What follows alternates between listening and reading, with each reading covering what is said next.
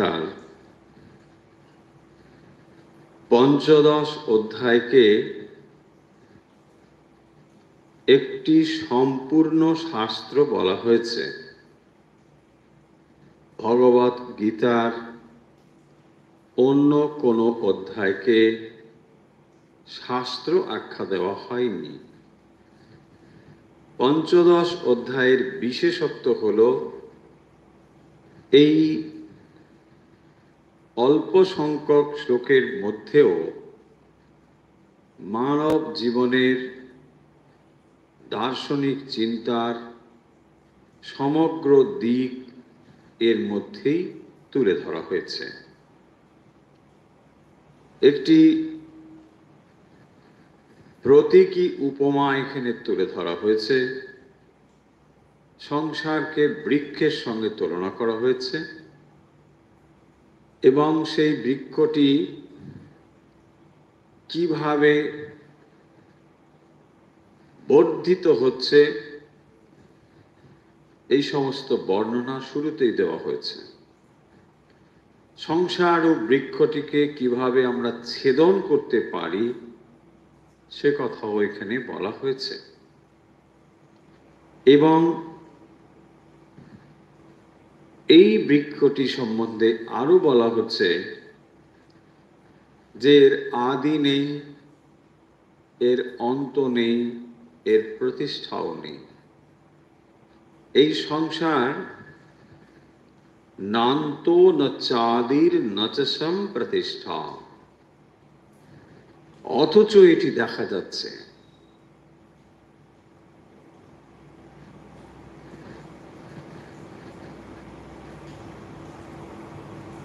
যার আদি অন্ত প্রতিষ্ঠাও নেই,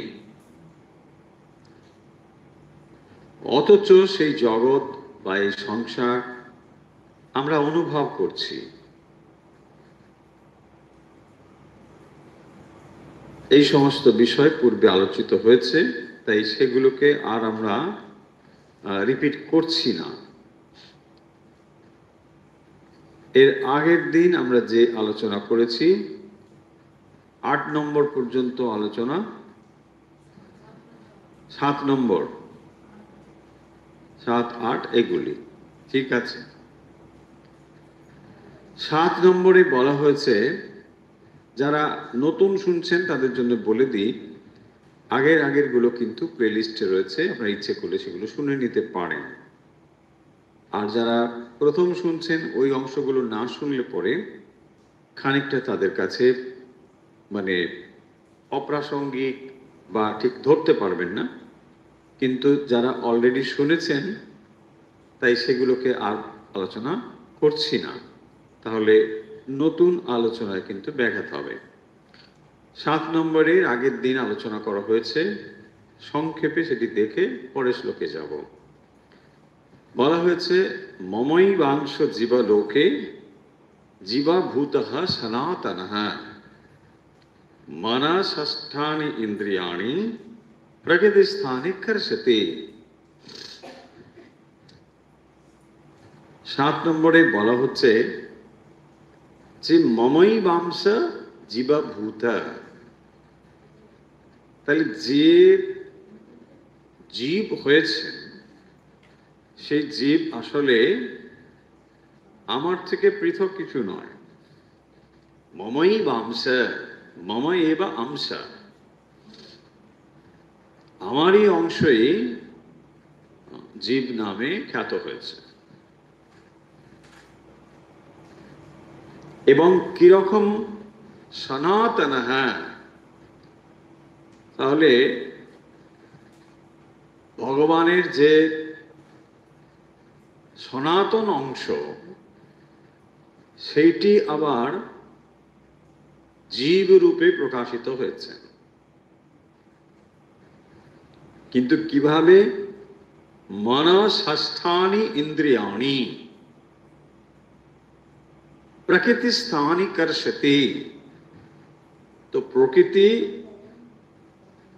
সেগুলোকে কি করে না, আকর্ষণ করে। মন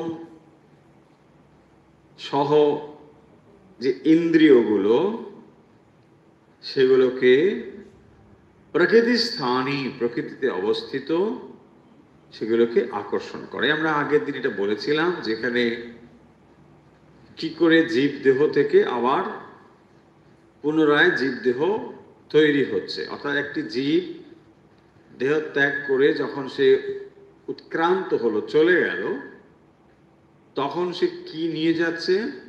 তার সূক্ষ্ম দেহটি। তাহলে এই সূক্ষ্ম দেহটি আবার একটি দেহ ধারণ করবে। এখন এই দেহ ধারণ কিভাবে করবে? এইভাবেই করবে যে তার ভেতরে মন রয়েছে এবং পঞ্চ কর্মেন্দ্রিয়, পঞ্চ জ্ঞানেন্দ্রিয়, পঞ্চ প্রাণ, এইগুলো যখন রয়েছে, এইগুলো নিয়ে আমরা তাকে সূক্ষ্ম শরীর বলছি। এবং এইগুলো আবার তাকে প্রকৃতি এগুলোকে তার ভেতরে নিয়ে আসবে। এইটাকে বলা হবে বীজ। তো এই বীজ আবার একটা দেহ উৎপন্ন করবে। 7 নম্বর শ্লোকের প্রধান যে বক্তব্য বা গুরুত্বটা যেখানে দেখতে হবে, যে এই অংশ তো আমরা অন্যত্র পড়েছি, কিভাবে জীব আবার নতুন দেহ ধারণ করে, সেখান থেকে তার সূক্ষ্ম দেহটা আলাদা হয়ে যায়, এগুলো আমরা জানি। ইম্পর্টেন্স এখানে যেটি, সেটি হলো মমই বাংশ সনাতন জীবভূত জীবলোকে। এই লাইনটি হচ্ছে মোস্ট ইম্পর্টেন্ট। মমই বাংশ, জীব জানুক অথবা না জানুক, এটি হলো আমার সনাতন অংশ। দেখুন, অংশ অনেক রকম হতে পারে, এই জন্য সনাতন শব্দটি ইম্পর্টেন্ট। ধরুন এইটাকে আমি যদি ভাঙতে থাকি, এটারও ছোট ছোট অংশ হবে। এই অংশ হচ্ছে ম্যাটার, জড় অংশ। এইরকম অংশ নয়, সনাতন অংশ, মানে আমার চৈতন্য অংশ। সনাতন মানে চৈতন্য।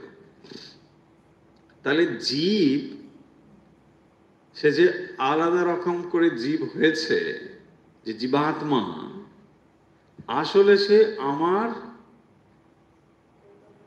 চৈতন্য অংশ। মমই বাংশ জীবালোকে জীবভূত সনাতন।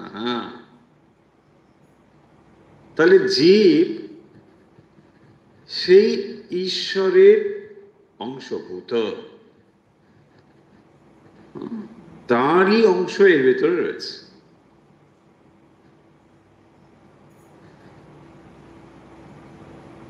কেবল এইটি তাকে জানতে হবে যে তার ভেতরেও সেই চৈতন্য বিদ্যমান,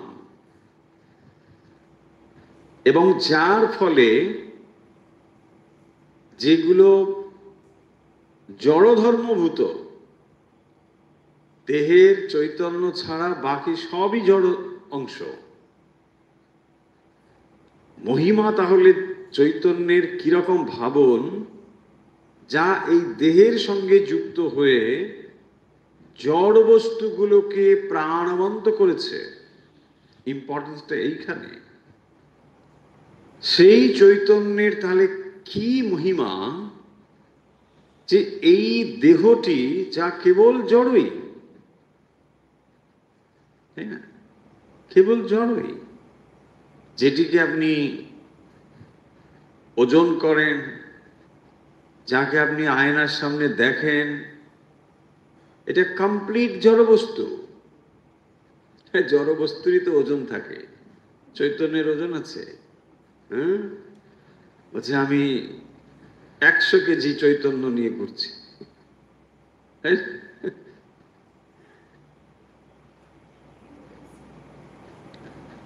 ফলে সম্পূর্ণ চৈতন্য জড়বস্তু হওয়া সত্ত্বেও সেই চৈতন্যের সান্নিধ্যে মাত্রে, কেবলমাত্র উপস্থিতিতে এটি এমন হয়েছে।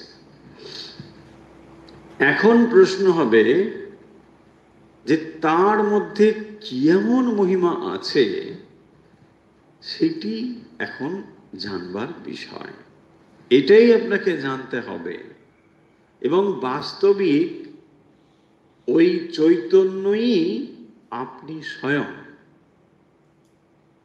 এই দেহটাকে যে আমরা আমি আমি করছি, এটা কেবল জড় বস্তু। তাহলে জড় বস্তুতে আমি বলা মানে কি? একটা লিভিং বিইং চৈতন্য, আপনি চৈতন্য না জড়? চৈতন্য। কিন্তু চৈতন্যটা কেবল আমরা মুখে বলছি, তাই না?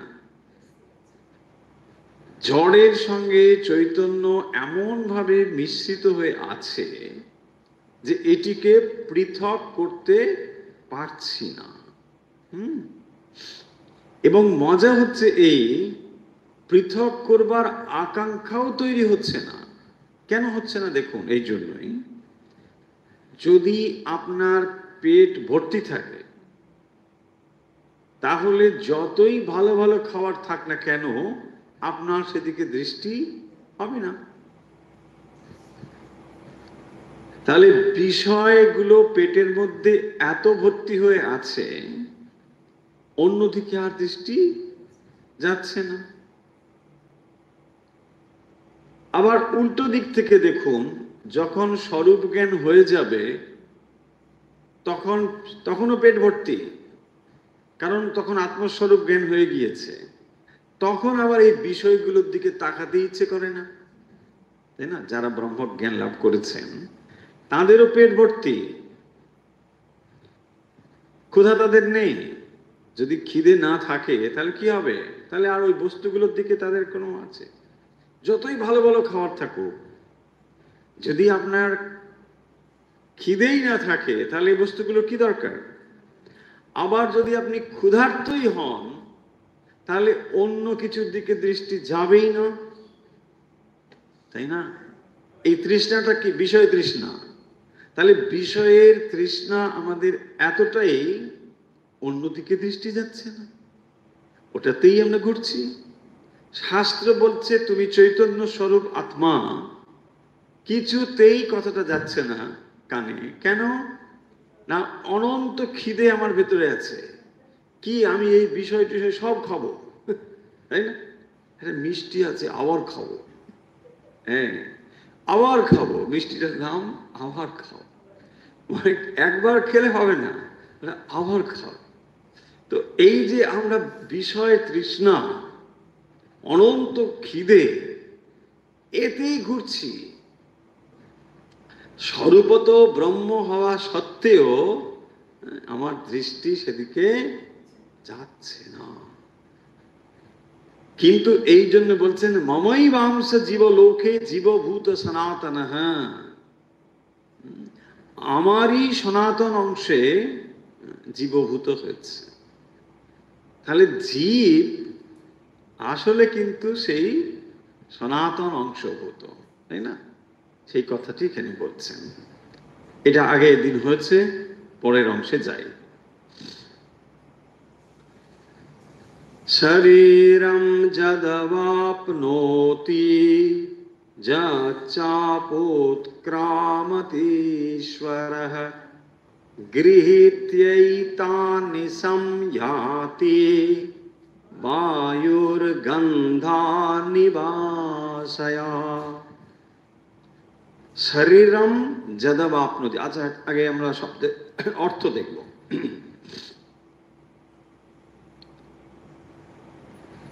এখানে লক্ষ্য করুন, শরীরম যদবাপ্নোতি যচ্চাপুৎক্রামতীশ্বরঃ। ঈশ্বরঃ সরাসরি জীবকে ঈশ্বর বলছেন। ঈশ্বর মানে এখানে যিনি দেহের মধ্যে রয়েছেন। তো দেহাভিমানী যে আত্মা, তাকেই এখানে সরাসরি ঈশ্বর বলা হচ্ছে। ঈশ্বর একেবারে ডাইরেক্ট ঈশ্বর। ভাই, কারণ চেতন আপনার মধ্যে যা রয়েছে তিনি ঈশ্বরই। ঈশ্বর ছাড়া অন্য কিছু হতে পারে না। ঈশ্বর, সেই জন্য এখানে সরাসরি বলছেন যে ঈশ্বর ইয়ৎ শরীরম উৎক্রামতি, সেই ঈশ্বর তিনি জীবাত্মা রূপে প্রকাশিত হয়েছেন। সেই ঈশ্বরই শরীর মন বুদ্ধির নিগড়ে আবদ্ধ হয়েছে। যৎ শরীরম উৎক্রামতি, উৎক্রামতি মানে ত্যাগ করেন। ইয়ৎ যখন শরীরম উৎক্রামতি মানে যখন তিনি এই দেহটাকে ত্যাগ করেন, তাহলে জীবাত্মা যখন দেহটাকে ত্যাগ করেন, ইয়ৎ আপি যখন অবাপ্নতি অন্য দেহ ধারণ করেন, তখন বায়ু আশয়াত গন্ধান ইব এতানি গৃহীত্বা সময়াতি, গৃহীত্যৈতানি সমজাতি বায়ুর গন্ধ নিবাসয়াত। আশয়াত, আশয় মানে কি? আশ্রয়। তাহলে কিসের না? বায়ু আশয়াত গন্ধান ইব, তাহলে বায়ু কি করে? গন্ধকে বহন করে নিয়ে যায়। দেখুন, বায়ুর সঙ্গে গন্ধর কোনো যোগাযোগ আছে? কোনো যোগাযোগ নেই, কিন্তু এ বহন করে নিয়ে যায়।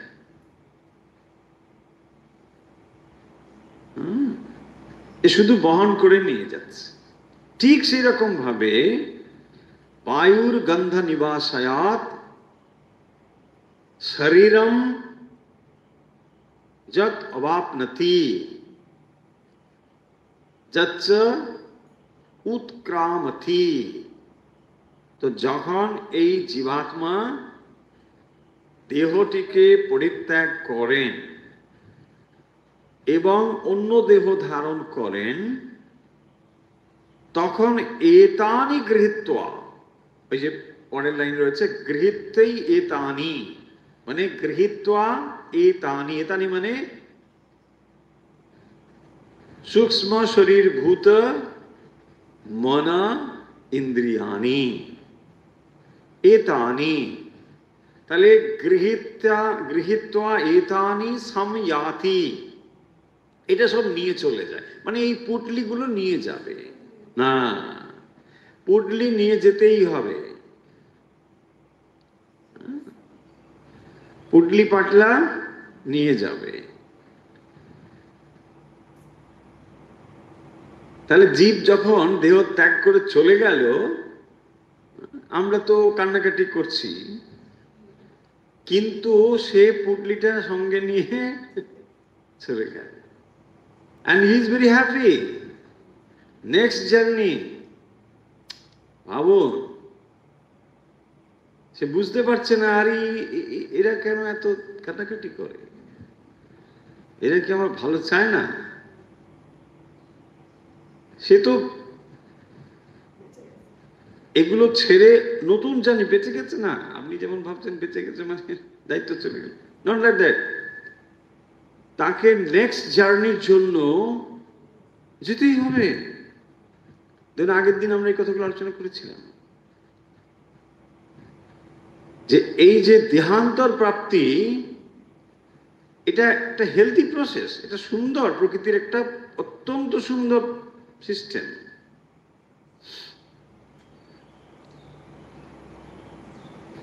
তাকে নতুন জার্নি করতে গেলে এই দেহমন বুদ্ধি দিয়ে আর হবে না,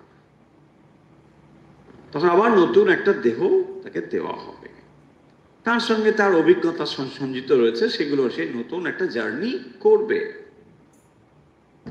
তার মানে একটা সুন্দর বিগিনিং আসবে। আপনি টোটো ছেড়ে ট্রেনে উঠবেন, ভাবুন, তাহলে টোটোটা ছাড়তে হবে, লাগেজটা নিতে হবে, স্টেশনে যেতে হবে। ওটা ছেড়ে দিয়ে ও আনন্দে চলে যাচ্ছে।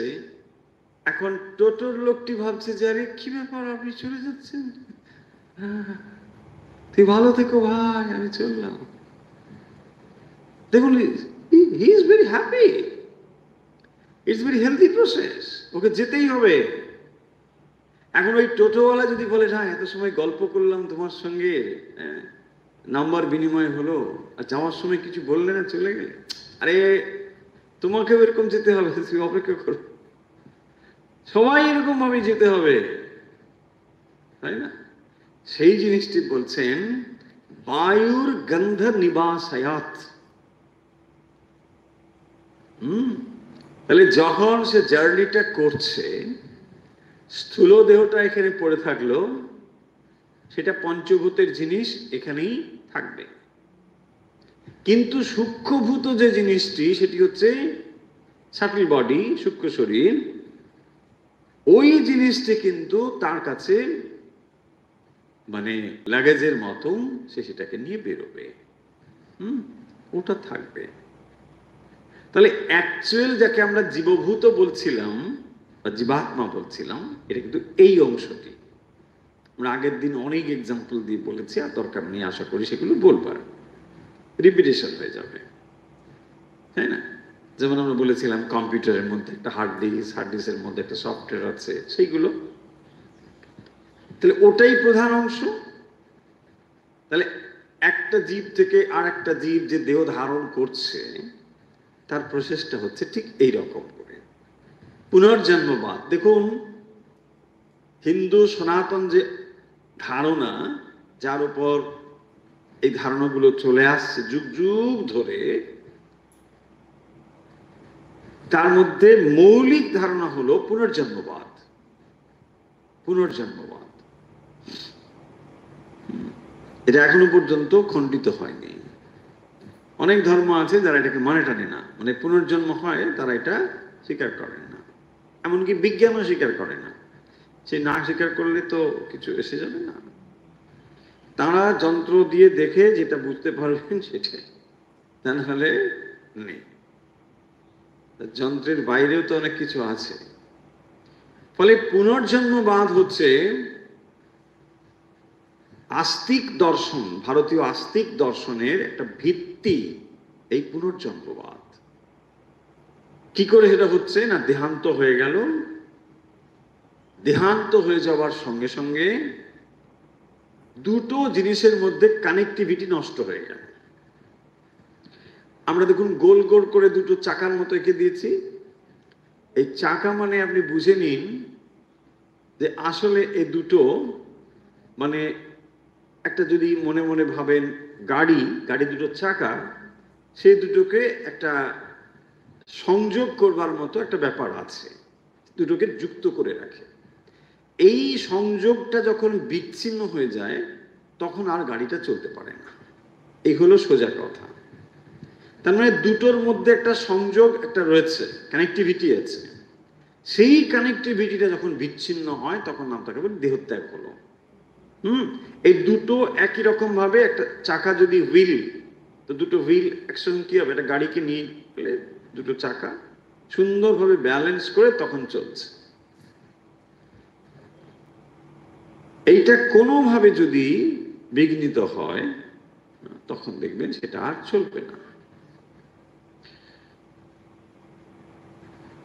এই শ্লোকের মূল তাৎপর্য হলো যে একটি দেহ থেকে তাহলে আমরা যখন আরেকটি দেহ গ্রহণ করছি, কিভাবে হয়? বিজ্ঞান বলবে যে একটা দেহ তৈরি হলো, তার কতগুলো জীব বিজ্ঞান অনুযায়ী পদ্ধতি রয়েছে, এটা মানলাম। কিন্তু এই লোকটি আবার দেহ ধারণ করছে, এটা আমরা মানছি না। কেন না, এখানে বংশগতির ধারা কোথায়? বংশগতির যে ধারা, এটা বিঘ্নিত হচ্ছে। এই জায়গাটি তারা মানবেন না। কিন্তু নাথিং থেকে সামথিং হতে পারে না। এইগুলো হচ্ছে বেদান্তের একেবারে বেসিক কনসেপ্ট, যে কোনো একটা কারণ ছাড়া কখনো কার্য হতে পারে না। তাহলে একটি জীব যে জন্মগ্রহণ করছে, তার যেমন একটি স্থূল দেহ আছে, এর একটি সূক্ষ্ম ব্যাপারও রয়েছে।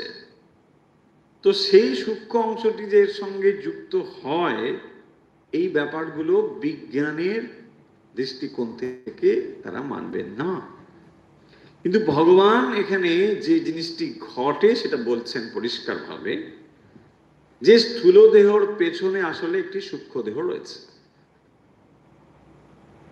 এবং এই সাটল বডি পাওয়ারফুল। পাওয়ারফুল কেন? সে সংস্কারগুলোকে নিয়ে চলে।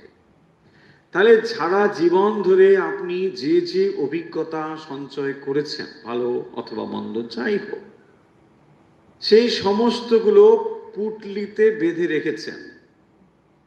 সেই পুটলিগুলো নিয়ে আপনাকে যেতে হবে। সবাই এটি যাবে, এটাই পদ্ধতি। ওইখানে গিয়ে পুটলিগুলো খুলবেন, আবার খুলে ফেলেছে। সেদিন বলেছিলেন না, যেমন আপনি শিফট যখন করেন তখন কি করেন? ঠাকুর ঘরের জিনিস আলাদা একটা ব্যাগে রাখো, রান্নাঘরের জিনিস আলাদা একটা ব্যাগে রাখো, তাই না? ঠাকুর সব মিলিয়ে দেন না তো, না না ও ঠাকুর ঘরের জিনিস, গঙ্গা জল। এবারে যখন খুলছেন ওখানে রাখবার জন্য, ওখানেও আগে কোথায় সিংহাসন, কোথায়? ওই তো ঠাকুরের ব্যাগটা খোলো, ওইখানে আগে এটা এটা রাখো। চায়ের কৌটো কোথায় যাবে? বলছে না না না, ওটা রান্না করে ওখানে রাখো। হয় কি না? তার মানে দেখুন, এই যে ইন্দ্রিয়গুলো থেকে আপনি যে যে গন্ধ নিয়েছেন, ওই গন্ধগুলো ঠিক বহন করে নিয়ে পুটলিটা ওইখানে খুলবেন। হ্যাঁ, ঠিক ঠিক ছোটবেলা থেকে কিরকম পুজো টুজো করে, খুব সুন্দর গীতা পাঠ করে, কি ব্যাপার, সংস্কার। ওর পুটলি ওই বাঁধা আছে, সেগুলো খুলছে এখন, তাই না? কি করবেন এমনি? কিছু করার নেই, হিংসে করেও লাভ নেই, ওরকম পুটলি বেঁধে নিয়ে গেছে। না, একটা পয়েন্ট দেখো এখানে, যে তার মানে আপনি যেমন যেমন পুটলি বেঁধে নিয়ে যান, সেটা এত রকম প্রসেসের ভেতর দিয়ে আসলেও পুটলিটা ঠিক থাকে।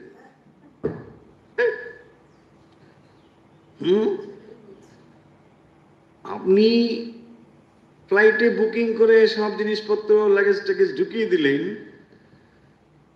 আপনি এখন ট্রাভেল করলেন, ধরুন 15 ঘন্টা ট্রাই করলেন, তারপরেও নামলেও ও সব যখন ঘুরে ঘুরে ঘুরে ঘুরে আপনার কাছে আছে, তাই না? লাগেজ কোথাও এদিক ওদিক হচ্ছে না। আপনাকে অনেক লম্বা প্রসেসের ভিতর দিয়ে যেতে হবে। লম্বা প্রসেস মানে এখানে দেহটা তো চলে গেল,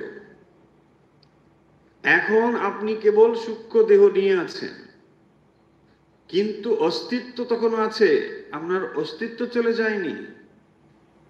এটা গভীর নিদ্রার মতো অবস্থা, ডার্ক একটা অবস্থা থাকে।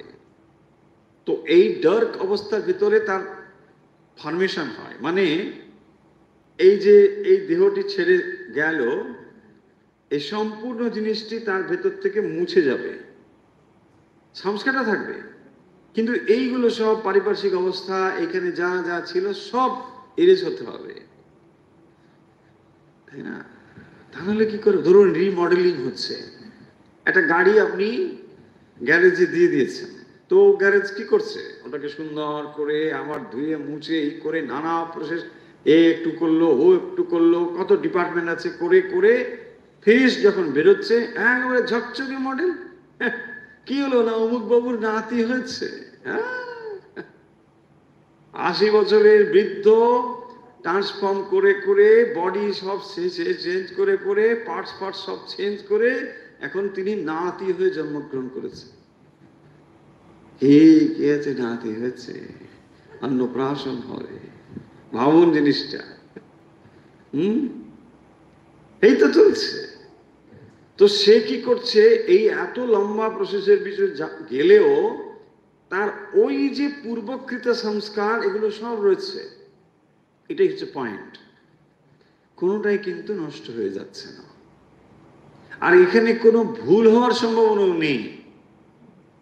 আপনি যেমন যেমন করেছেন ঠিক তেমন তেমন আপনার কাছে এগুলো যাবে।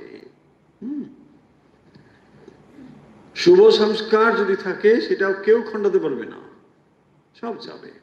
কি করে যাবে, হাও, এইটাই এখানে বলছেন বায়ুর গন্ধ নিবাসায়। এক্সাম্পলটা বলছে, বায়ু যেমন ফুলের সুবাসকে বহন করে নিয়ে চলে, দেহত্যাগের সময় এই ইন্দ্রিয় আদি দ্বারা সংগৃহীত যে সুবাস সেটাকে নিয়ে সে যেন চলে গেল। গৃহীতাই তানি সংয়াতি, সংয়াতি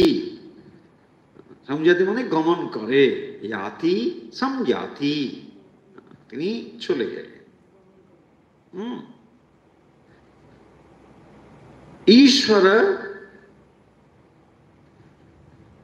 ইয়ৎ শরীরম উৎক্রামতি, তাহলে জীবাত্মা যখন দেহটাকে ত্যাগ করে চলে যায় তখন এরকম ব্যাপারটি ঘটে। আগে অনেকবার বলা হয়েছে যে চৈতন্য তখনও থাকে, চৈতন্য নেই এমন বলা যাবে না, কিন্তু সেই চৈতন্যকে প্রকাশ করবার জন্য যে সূক্ষ্ম দেহ এটি অ্যাবসেন্ট। সূক্ষ্ম দেহ হলো এমন একটি জিনিস যা চৈতন্যকে ট্রান্সমিট করতে পারে, চৈতন্যকে ম্যানিফেস্ট করতে পারে এবং তাকে প্রাণ শক্তি দ্বারা জীবভূত করতে পারে। এই হচ্ছে সূক্ষ্ম দেহের কাজ। তাহলে যে কোনো জড় বস্তু তার মধ্যেও কিন্তু প্রাণ রয়েছে, সমস্ত কিন্তু প্রাণিত হয়ে আছে, কিন্তু সে সেটাকে ম্যানিফেস্ট করতে পারছে না। যেমন সূর্যের কিরণ সবকিছুর উপর পড়লেও দর্পণে তার প্রতিবিম্ব সব থেকে বেশি হয়, ঠিক সেরকম ভাবে তাহলে সূর্যের কিরণের কোনো তারতম্য ঘটছে না। তারতম্য ঘটলো যেখানে এটা প্রকাশ হবে, সেইখানেই একটা সমস্যা হয়েছে। চৈতন্য তখনও বিদ্যমান, কোনো অবস্থাতেই চৈতন্য অনস্তিত্ব হতে পারে না। এবং সেই জন্যই দেখবেন এটা বড় প্রমাণ হচ্ছে, আপনি যতই চেষ্টা করুন আপনি নেই এটা অনুভব করতে পারবেন না। অমুক বাবু নেই মানে আপনার শত্রু যে ভাবুন সে নেই, এটা আপনি ভাবতে পারবেন মনে মনে ভাবছেন শেষ, কিন্তু আমি নেই এটা আপনি কখনো ভাবতে পারবেন না। কারণ সর্বদাই আপনার যে সত্যিকারের এক্সিস্টেন্স সেটা কখনো নাস্তি হতে পারে না, সর্বদাই আপনি আছেন, সর্বদাই আপনি আছেন, অস্তিত্ব সর্বদাই আছে। একমাত্র যখন আপনি ব্রহ্মজ্ঞান লাভ করবেন, সেই চৈতন্যের সঙ্গে এক হবেন, কেবল তখনই আর পৃথক অস্তিত্ব বোধ থাকবে না, আনন্দ অনুভব থাকবে। এছাড়া সর্বদাই তার অস্তিত্ব থাকতে হবে, থাকবে সে। দেখুন খাল বিল নদী নালা এই পৃথিবীতে যত জলাশয় রয়েছে সবই তো জলের উৎস, এগুলি তো জলের উৎস।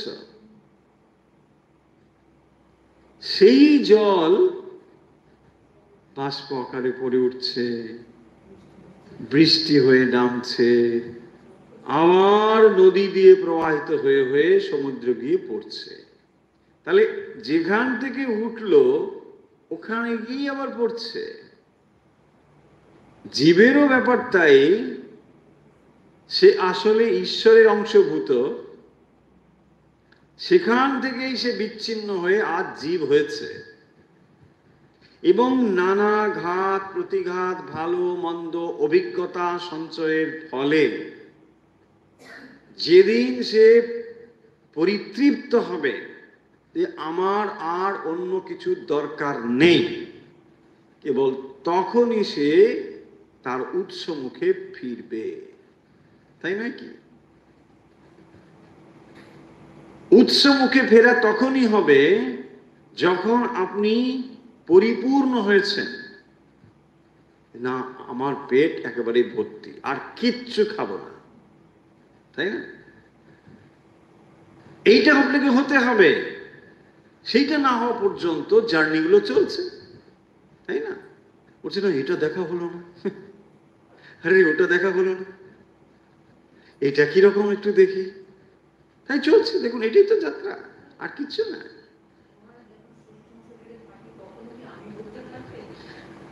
আমি বোধ মানে আছি, এই বোধ আছে। একদম এক্সিস্টেন্স থাকবে তো, থাকে, কিন্তু সেই আমি ম্যানিফেস্টেশনের জন্য দেহ নেই, এই স্থূল দেহটা নেই, বোধটা। যেমন দেখুন খুব সহজ, আপনি আচ্ছন্ন আছেন, তন্দ্রা অবস্থায় আছেন, তখন ঠিক দেহ জাগ্রত বোধটা নেই, কিন্তু ভেতরে আছি বোধটা আছে। আছি বোধটা আছে। যেমন দেখুন আপনি স্বপ্ন দেখছেন, স্বপ্নে আপনি দৌড়ে দৌড়ে যাচ্ছেন পুজো দিতে, এদিকে কিন্তু আপনি শুয়ে আছেন। তাহলে ওই দৌড়ে দৌড়ে যাওয়া যে অবস্থা, এটা কে ক্রিয়েট করছে? মাইন্ড ক্রিয়েট করে আপনি ওখানে যাচ্ছেন। তার মানে চেতন অবস্থা পূর্ণ তখন নেই, জাগ্রত অবস্থা পূর্ণ নেই, কিন্তু তখনও অস্তিত্ববোধটা পুরোপুরি আছে, যে এটা আমি পুজো দিতে ছুটে ছুটে গেলাম, তারপরে এত জোরে গেলাম, পাথরে ওখানে লেগে গেল মাথাটা, আহা দেখো, ঘুম থেকে উঠে দেখছে আরে কি হবে, তা হলো কি, হ্যাঁ এতটাই থাকে। ফলে এক্সিস্টেন্স তো থাকবেই, একটা সময়ের পরে ওই এক্সিস্টেন্সটা জেগে উঠবে। কারণ খানিকটা সময় থাকবে যেখানে একেবারে অন্ধকারময় অবস্থার মতো, সেই অবস্থা ঠিক বোধ হচ্ছে না। কিরকম? একজন ধরুন খুব গভীর নিদ্রায় নিদ্রিত আছে, তখন মনে হবে যেন কিছু নেই, কিন্তু সবই তো আছে। আবার যখন সে জেগে উঠলো তখন এরকম। তার মানে একটা জীবন শেষ করে আরেকটি জীবনের শুরুতে এইরকম ভাবে একটা বিরাট নিদ্রার মতো অবস্থা দিয়ে জীবকে যেতে হয়, একটা গভীর নিদ্রা। এবং এতটাই গভীর নিদ্রা যে তখন আর অন্য তার কোনো কিছু নেই, চরম প্রশান্তিতে সে পরিপূর্ণ হয়ে আছে। কিন্তু এখন তার ভেতরে যে সমস্ত সংস্কারগুলো রয়েছে, শুভ অশুভ, এইগুলো এখন প্রকাশ হওয়ার জন্য উন্মুখ হয়ে আছে, যে আর আমি ঘুমোতে চাই না, আবার আমি চাই, তখন তাকে আবার প্রকাশ হবে।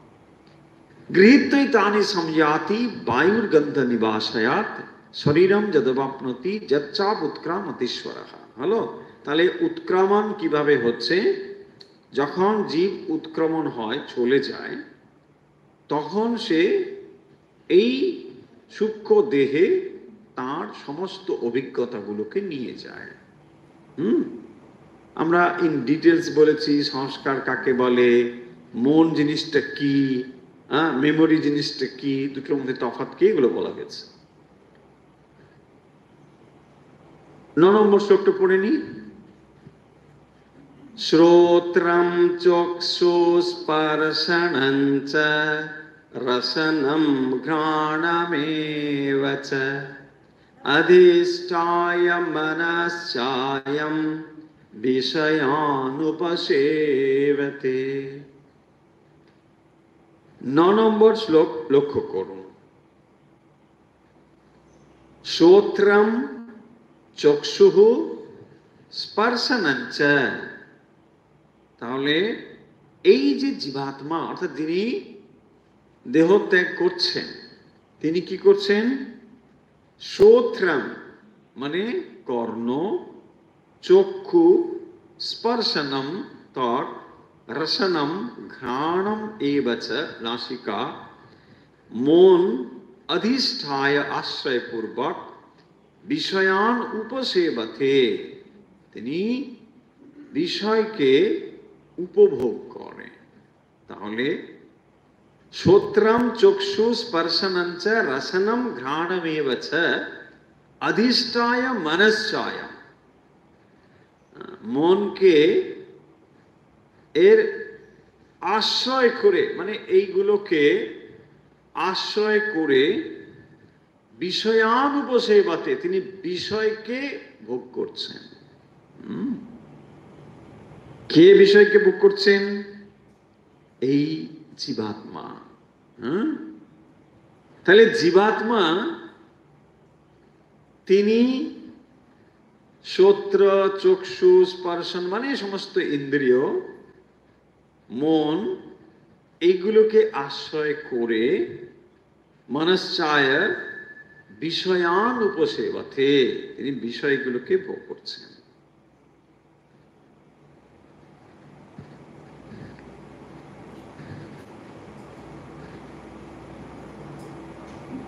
তাহলে যিনি এই দেহ সংযুক্ত জীবাত্মা,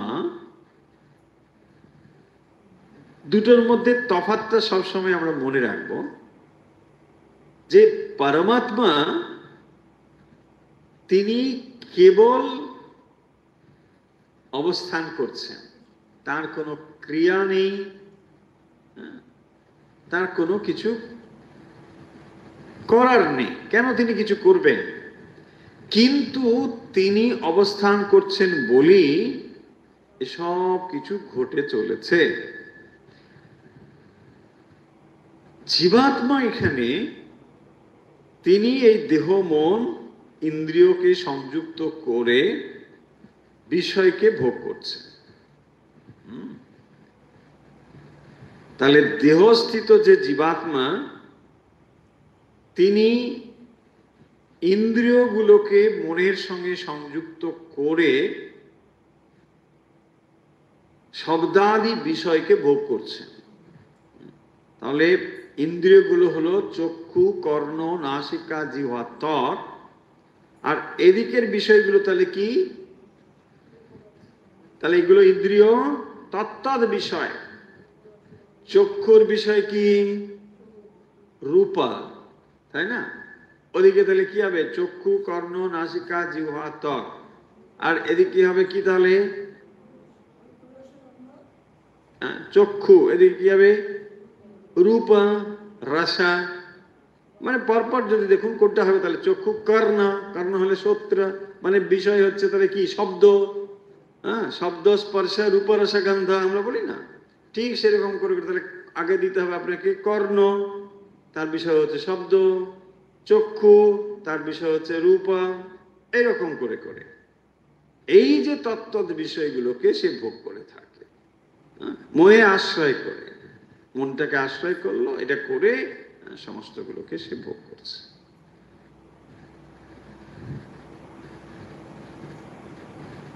তাহলে যত সময় পর্যন্ত জীব ভোক্তা কর্তা, তত সময় পর্যন্ত সে জীব হয়ে আছে, আবার দেহ প্রাপ্তি, আবার দেহ, এই যাত্রাটি চলছে। মজা হচ্ছে এখানেই যে সেই পরমাত্মা এই দেহ মন বুদ্ধির সঙ্গে সংযুক্ত হওয়ার ফলে একটি অহং বুদ্ধির জন্ম হয়। এই অহং বুদ্ধি হচ্ছে জীবাত্মা। সেই তখন নিজেকে কর্তা ভোক্তা মনে করে এই বিষয় ভোগ করে চলেছে। আর সে যখন এই বিষয়গুলোকে ভোগ করে চলে, তখন এই সংসার রূপ যাত্রার যে চাকাটি খুব প্রবলভাবে আবর্তিত হতে থাকে, ঘুরছে ঘুরছে ঘুরছে। কারণ সে ভোক্তা কর্তা, বাস ওইটা ঘুরছে। এইটি বহু নাম জন্মনাম অন্তে, অনেক অনেক জন্মের পরে জীব এটা বুঝতে পারে যে এইভাবে এটার সমাধান হবে না।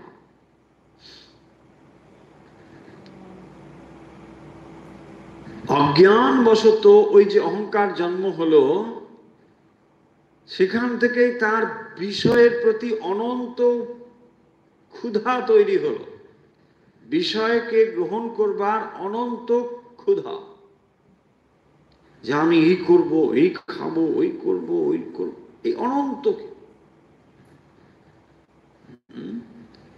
চিনি মানে পাহাড়, পিঁপড়ে মনে করে চিনির পাহাড়টাকে নিয়ে যাবে, তাই না?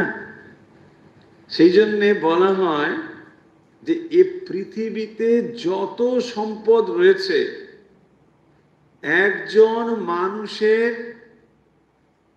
বাসনা নিবৃত্তির পক্ষে যথেষ্ট নয়। প্রয়োজন নিবৃত্তি যথেষ্ট, দুটো মধ্যে তফাৎ বুঝুন। প্রয়োজন এবং বাসনা। প্রয়োজন সামান্য, সেটা হচ্ছে ওই এক দানা চিনি, কিন্তু বাসনা হচ্ছে চিনির পাহাড়। বাবু ওই আবার খাবো, একটা মিষ্টি খেয়েছে সে আবার খাও, হাড়িগোটা খাও ভালো করে, না আর একটা দাও, আবার খাও। বাচ্চাগুলো দেখবেন একটা রাত দিকটাই খেতে পারে না, কিন্তু হাতে আরো দুটো দিতে হবে, দুটো ধরে রেখে একটা খায়, তাই না? আমাদের অবস্থা তাই, একটাতে শান্ত নয়। সেই জন্যে মানুষের প্রয়োজন সামান্য, খুবই সামান্য। একটা মানুষের এই পৃথিবীতে কতটুকু দরকার? কিচ্ছু নেই। কিন্তু তার ভেতরে যে বাসনা রয়েছে তাকে নিবৃত্তি করবার মতো এই পৃথিবীতে সম্পদ নেই, একজনেরও নেই। ভাবুন, একটা মানুষকে তৃপ্ত করবার মতো এই পৃথিবীতে সম্পদ নেই। এত অনন্ত বাসনা তার ভেতরে রয়েছে। এই বাসনা, বিষয় বাসনা, এখান থেকে বাঁচার উপায় কি? এই শাস্ত্র জ্ঞান, বিচার। এই পৃথিবীতে এত রকম বিষয় আপনার সামনে উজাড় করে দেওয়া হয়েছে এবং 3 গুণের চাকা ঘুরিয়ে দেওয়া হয়েছে। প্রবল ভাবে আপনি দিক বিদিক শূন্য হয়ে ধাবিত হচ্ছেন, ছুটছেন। আপনি ভাবতে পারেন যে মানুষের দেহ যখন দুর্বল হয় বোধহয় কামনা বাসনা সব শেষ হয়ে গেল, তা হচ্ছে না।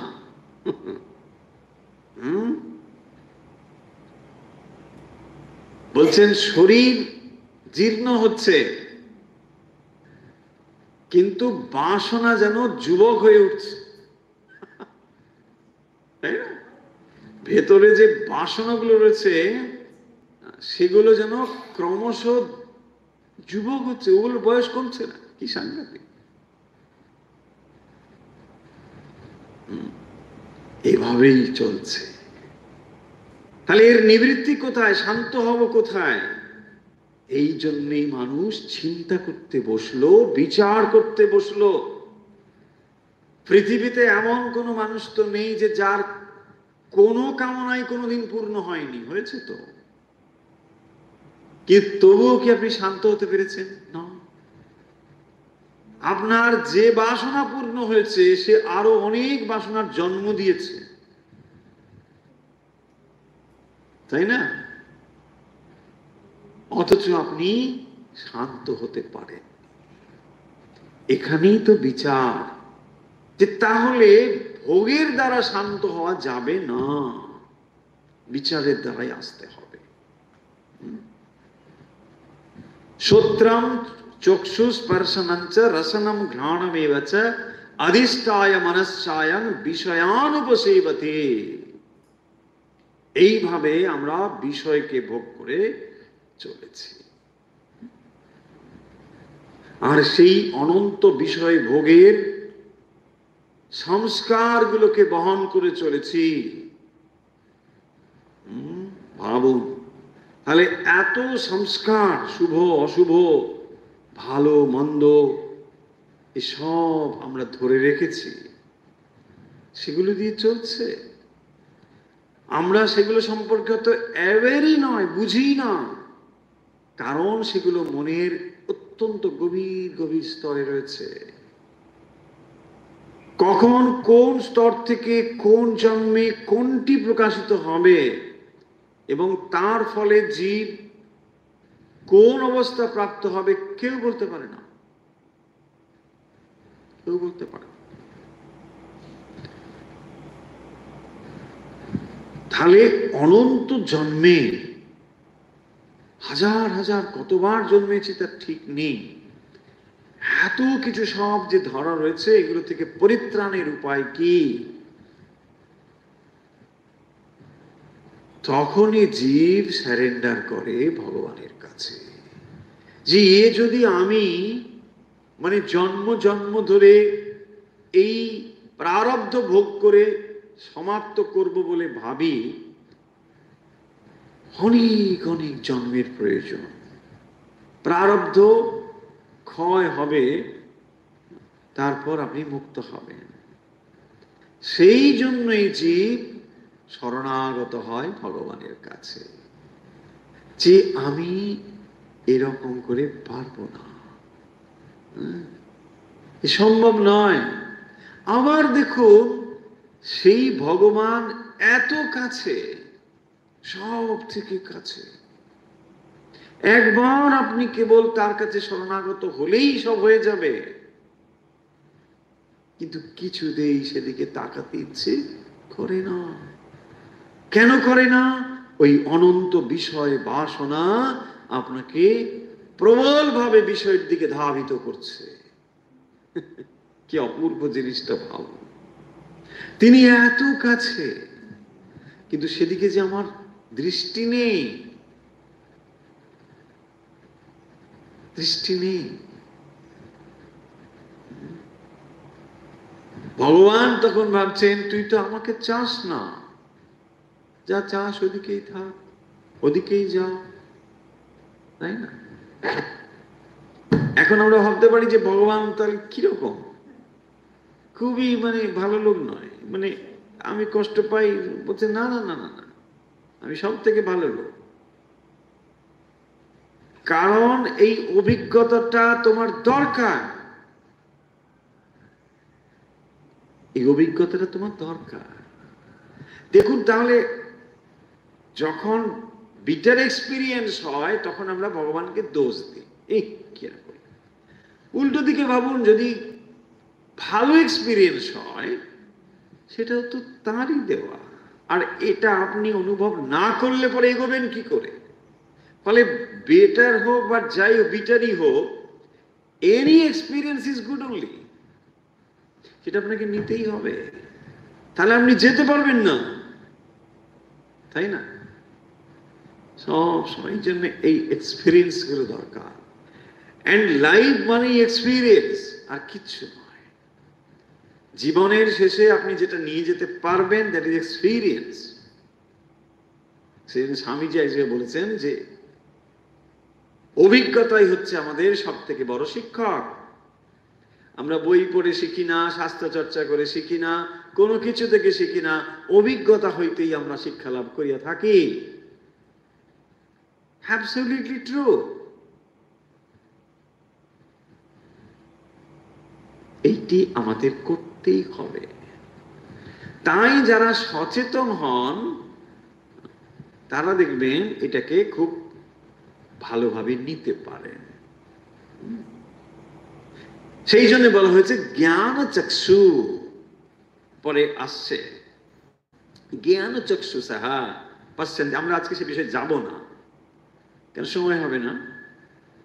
তো যারা এই শাস্ত্র আদি অধ্যয়ন করেন, যাদের ভেতরে এই জ্ঞান চক্ষুর উন্মিলন ঘটেছে, তারা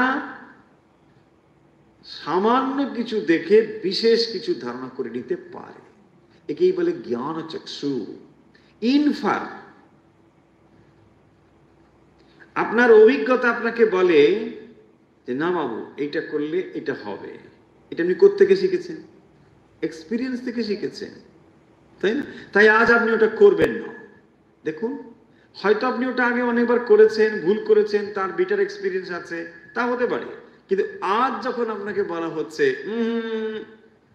ওটা আমি জানি, এই হচ্ছে জ্ঞান চক্ষুষ, নলেজ।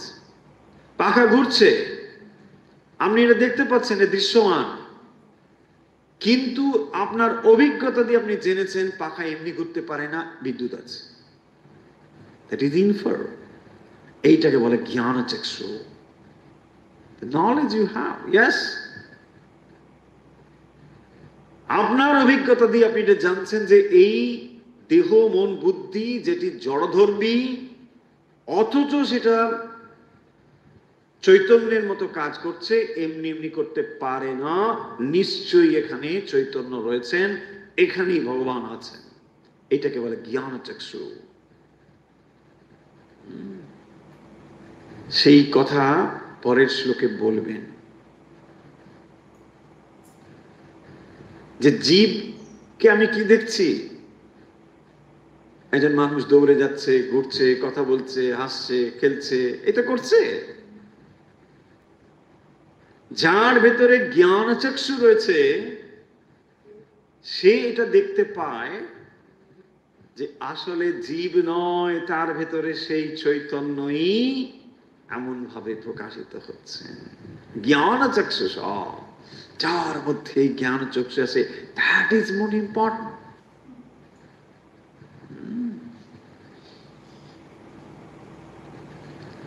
তার মানে জ্ঞান চক্ষু হচ্ছে কেবল দৃশ্যমান জিনিসের ভেতরে গভীরে গিয়ে দেখার চোখ, তাকেই বলে জ্ঞান চক্ষু।